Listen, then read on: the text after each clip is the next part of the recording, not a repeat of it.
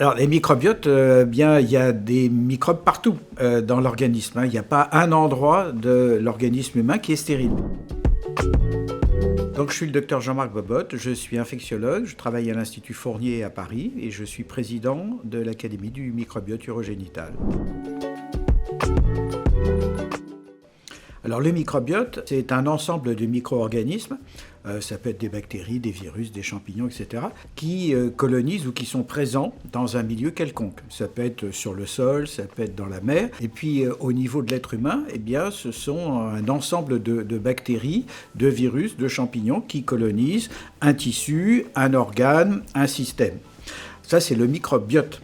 Le microbiome, c'est de faire le catalogue de tous les morceaux de chromosomes de ces bactéries, par exemple, qui sont susceptibles de produire des protéines ou des substances qui vont être bénéfiques ou nuisibles pour l'individu. Donc le microbiome, c'est le génome, c'est-à-dire toutes les parties du chromosome qui sont capables de produire des substances, et le microbiote, c'est le catalogue de toutes les bactéries, virus et champignons qui existent sur un tissu.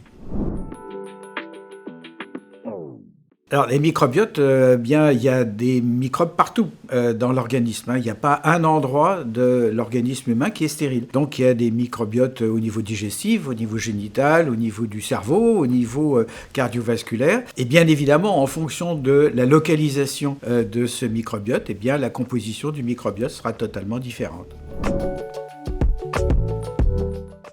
Alors les microbiotes communiquent entre eux. Non seulement communiquent entre eux, mais ils ont d'influence de l'un sur l'autre. On sait par exemple, pour prendre un exemple, qu'il y a un axe entre l'intestin et le cerveau. Et cet axe, il est souvent bidirectionnel, c'est-à-dire que ça peut être de l'intestin vers le cerveau ou du cerveau vers l'intestin. Ça peut être de l'intestin vers le vagin, chez la femme par exemple, mais aussi du vagin vers l'intestin. Donc oui, tous ces microbiotes communiquent les uns avec les autres.